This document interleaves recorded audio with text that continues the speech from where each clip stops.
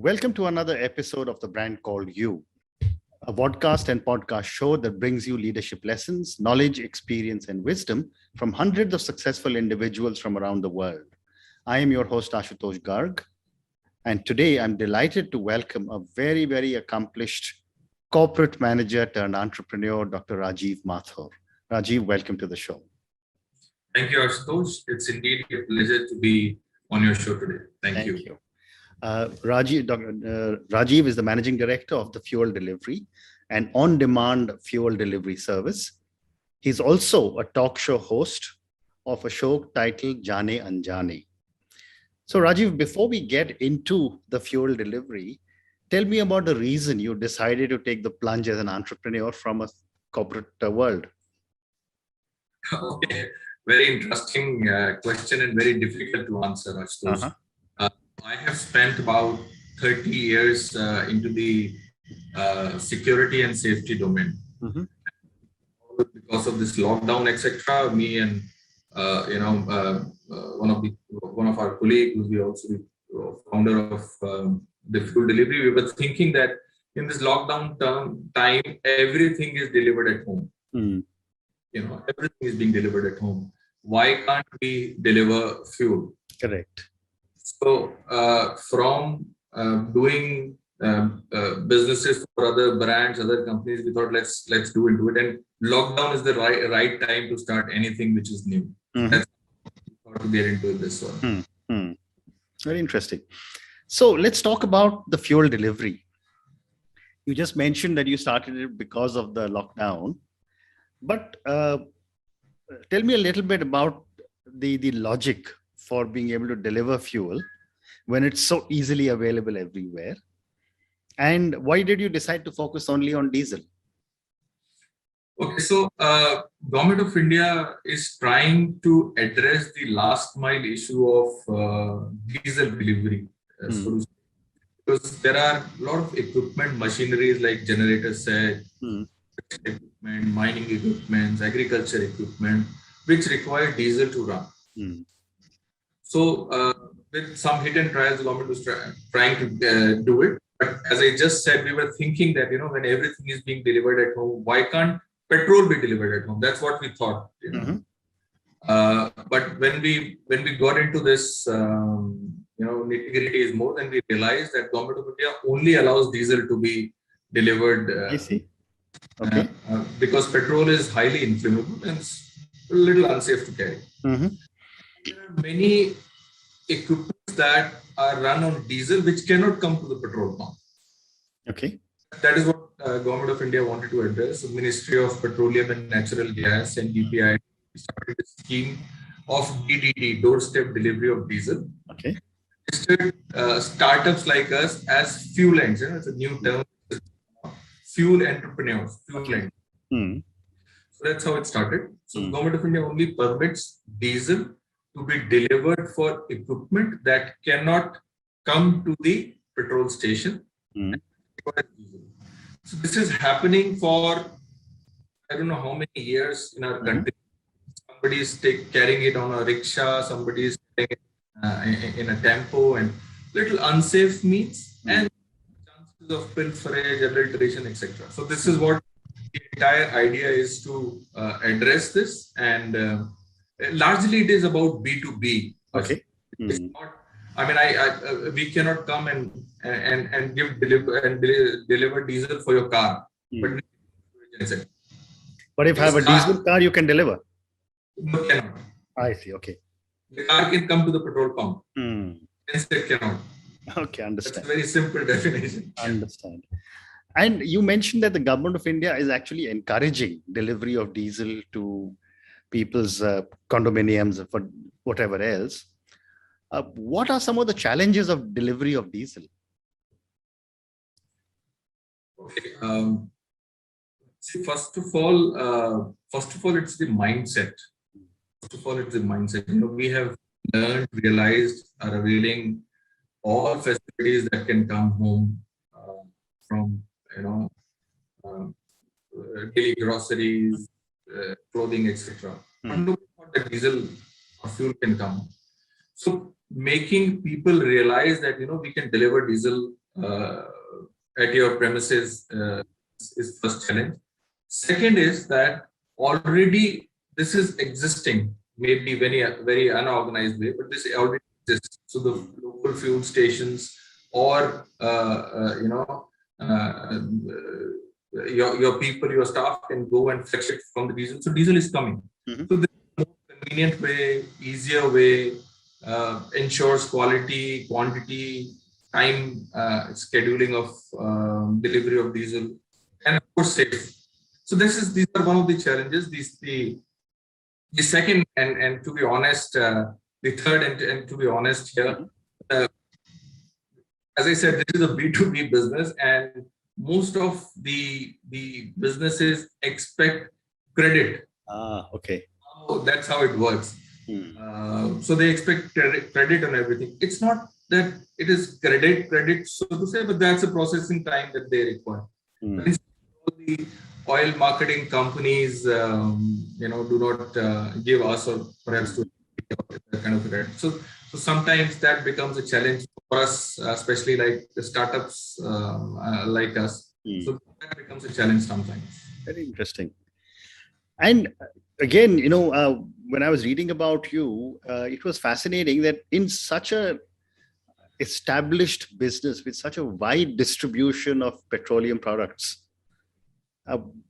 you as the fuel delivery decided to make a business case out of it. I was wondering, what is the value add that you are giving as compared to the traditional channels? I mean, the condominium that I live in, I'm sure they just call the petrol station and say, send us a tanker full of diesel for our gensets. Yes. So, yeah, as I said, that these could be some of the challenges. But, as I said, lockdown has a major role to play in that convenient part, convenience of getting it whenever you want, the assurance of quality and quantity, because we fetch diesel directly from the oil depots, not from petrol pumps. That's the advantage. Few of the businesses that we are delivering diesel have confirmed to us that their equipment has started performing better than before because it is very pure. Right. We are a very technology oriented organization. So when did you get your you can plan, I need every Thursday 10 a.m. It's all scheduled. You can track your delivery. You can track entire MIS last week, last year. What did I get? When did I get? So we are trying to extend three things. We speak to our customers.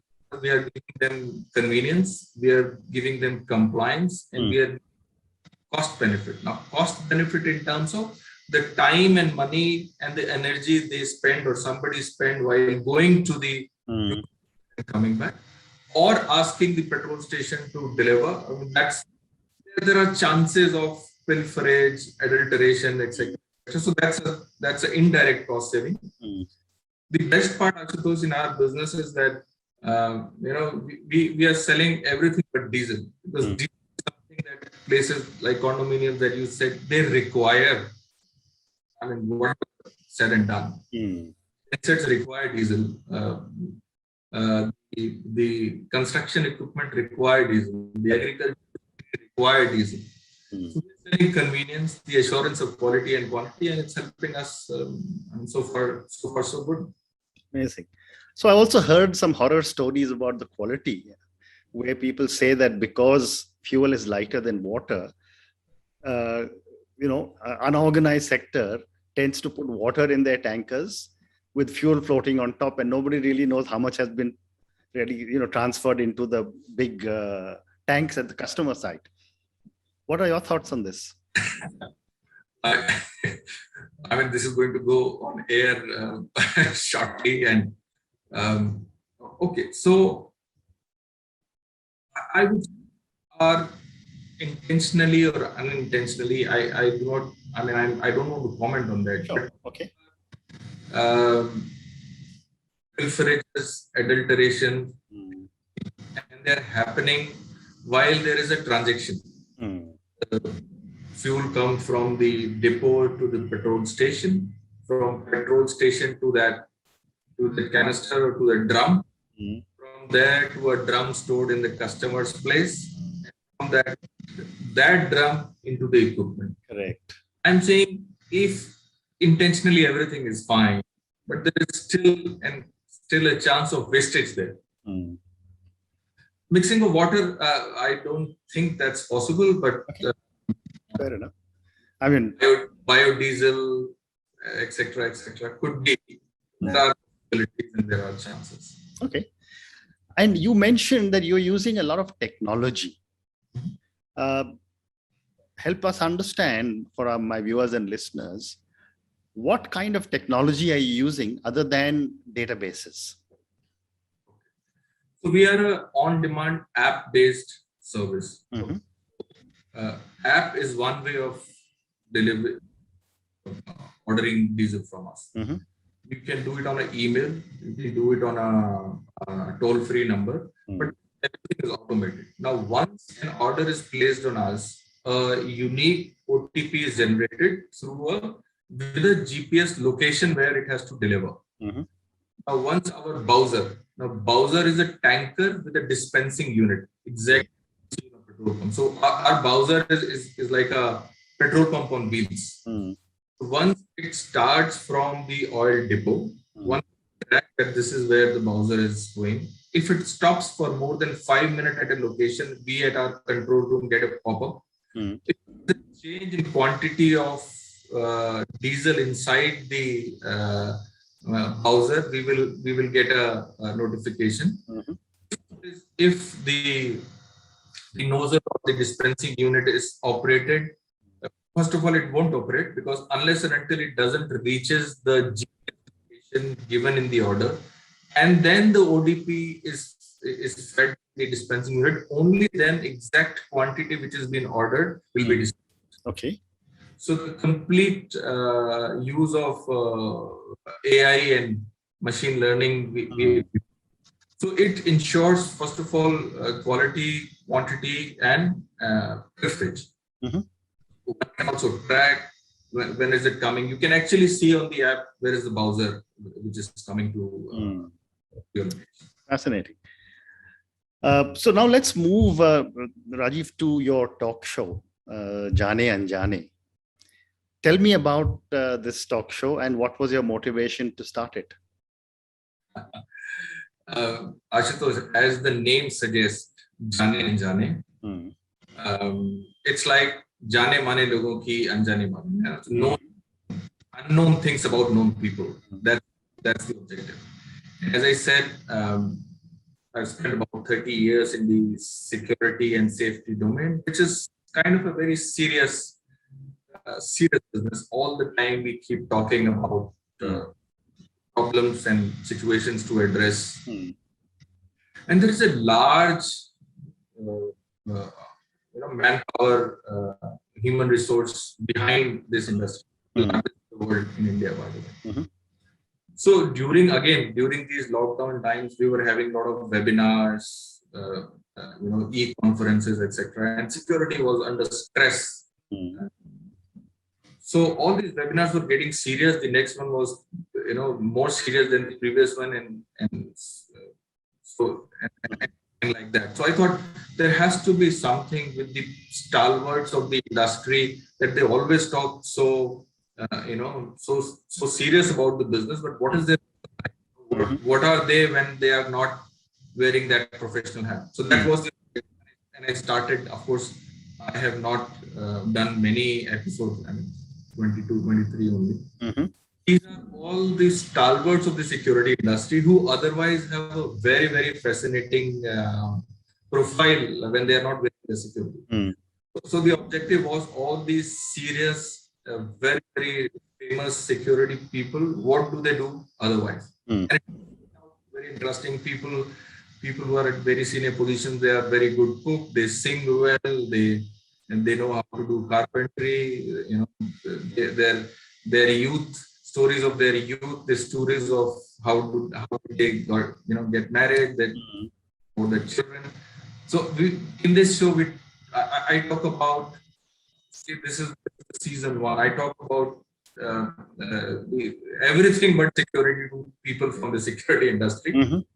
The season 1 is almost about ending. The last episode will come very soon, and I'm thinking to do season 2 with the medical fraternity. They have done an extremely amazing job for last 1.5 years, 2 years across. Right. They also have a life. What happens when you see a doctor without a white coat? You don't even recognize him or her. Correct. Sometimes. So that's what my aim is, to start the second season with the medical fraternity. People would like that as well. Very interesting. So, since you've done 23, 24, 25 episodes, for our viewers and listeners, tell us what goes into curating a successful talk show. Okay, so since the experience that I have is with the security stalwarts, otherwise in front of a camera or on a stage or other, we realize that they're extremely serious people. So what I did, and to a little bit of success of the show, is I have always done a trial call with them. Even I do not know how these people, most of them are, behind the scene, and so a preparation before the final recording is the key for me. Knowing them well, understanding, learning about them a bit helps. So while I was doing the research for the show, I realized that everyone wants to talk about himself or herself the most. So let's talk about something which I don't talk much about myself. I want to talk about that. So yeah, it takes a lot of preparation at home, because you have to have the same kind of background, and you have to request people to come in that particular attire. So to make it a little lighter, I request them not to be on your office desk. I request them to be in formal attire, be in a Indian traditional things, etc. So that's fun part. And to be very, very honest, that all these episodes that I have done, some of the people, some of the stalwarts I already knew before doing that, I have come out gained and learned quite a lot with their experiences. Their journey from childhood to where they are is really amazing. And there's a lot of things which are behind the scene and no one would know. Someone is an orchestra, some plays a music instrument, somebody sings so well, somebody cooks so well, and they had stories in their youth while in uniform. Otherwise, things one come to know and realize that, okay, if they have reached here, this is the reason that they have reached here. Fascinating. So Rajiv, I'm going to move to the last segment of our conversation. A lot of our viewers and listeners like to understand or get to know my guest a little better. So I have time for 3 or 4 questions for you. Sure. My first question to you is, what would you say are 3 key milestones in your life or your career? Okay. Well, you sent me this question, and I was thinking what to answer, but I think I would like to answer them. So the first milestone, I think, for everyone, could be first, second, or third, is that when you actually get out of your comfort zone and start working. For me, of course, that was the first milestone, because the entire life changes. Correct. I think the second one is, so I have a 2 second B. So the second A is like when I became father for the first time. Different feeling, and you suddenly realize that, oh, my parents have been doing so many things for me for so many years, and now I realize how to how to grow a child and how to take care of. The second B is that when I became the father for the second time, happened is when my son was growing up, I was absolutely busy working in the top of my youth, and and I didn't realize when did he reach class 12 or when did he reach class 10.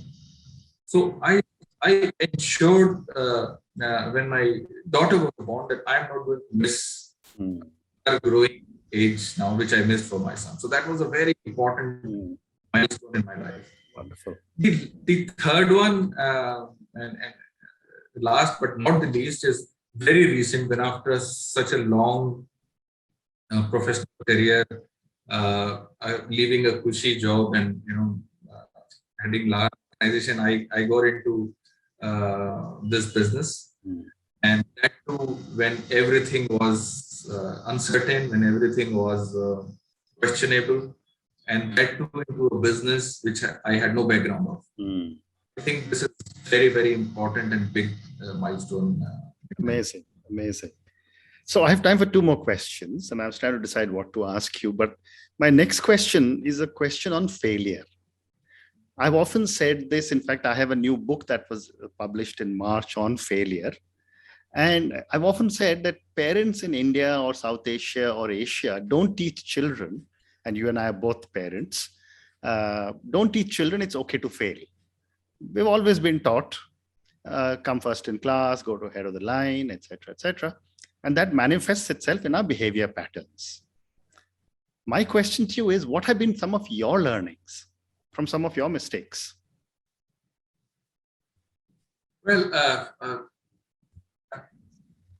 I think two again I would like to answer. One is in my personal experience, the subject that you just touched upon, pressurizing, and I think that's when I said the milestone. So I think I would like to confess here that with my son growing, and I was after his life, study, this is what this is,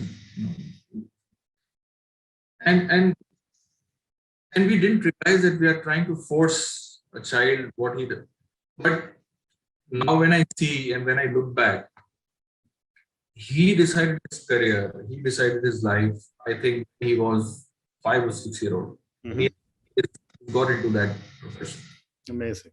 With my daughter growing up, and even today, she's in school, and I keep telling her, you need 60% marks. Remember how many marks did you score in class 9 to 10? Nobody would ever remember. Just those. Correct. And perhaps this could be the one of the reasons that I have disagreements with my wife. And she's saying, why do you ask your children to do so? Just relax, do whatever you want. Don't force yourself getting higher, which was my mistake with my son. So that's one in personal life. Second, I have also realized that honesty and truthfulness in your profession is the key. Correct. Sometimes what happens, I started my career with a dominated organization, one of the best in the country. And we were taught to just sell. And we were taught to sell, but once you go out in the field and you have sales pressure, you start miscommunicating, false promises to the customer. And that comes. So very recently, very recently, would I say, after half of my career, realized that whatever is truthful in the business should only come. Otherwise, you get into a circle to manage it. These are the two things I very think, interesting. So I've got time for one more quick question, and this is for the many people who will listen to our conversation. You have had an amazing career in the corporate world. You're an entrepreneur now. What would your advice be to a young individual who's starting off on her or his life in the corporate world? I suppose, as I just said, I started my career with a sales-oriented organization. Yeah.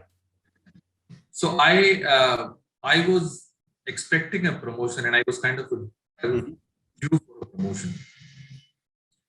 And one of the very senior bosses of the organization just came in for a regular visit for one of the smaller branches. And then I heard the conversation between him and my boss. So my boss, my immediate boss, often used to ask me to run the branch for a day. And I would obviously, since I had no experience, I obviously used to commit mistakes there. He would correct me on those mistakes in the evening. One day, I asked him that, why don't you tell me in the morning that this is what I have to do? Why do you correct my mistakes in the evening? He told me one line, and he explained this situation to the senior manager, senior officer who had come. He says that if you want to become a manager tomorrow, start acting like one today. Okay. You should not say that, once I will become a manager, I will do that. Start doing that, then you are eligible to become a manager. Sure. That's what the younger generation should think, that prepare yourself for the role that you are actually seeking. Very interesting. Pick up the role and prepare. Very interesting.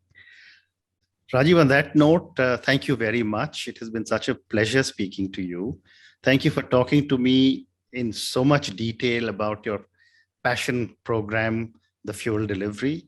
Thank you for talking to me about the other passion, which is Jaane Anjaane. And I wish you lots of success with both the fuel delivery and Jaane Anjaane. Thank you again. Thank you so much, Ashutosh, for having me here. It's indeed a pleasure and honor to be on the show. And I also enjoyed talking to you. Thank you so much. Thank you very much. Thank you for listening to the Brand Called You videocast and podcast, a platform that brings you knowledge, experience, and wisdom of hundreds of successful individuals from around the world. Do visit our website www.tbcy.in to watch and listen to the stories of many more individuals.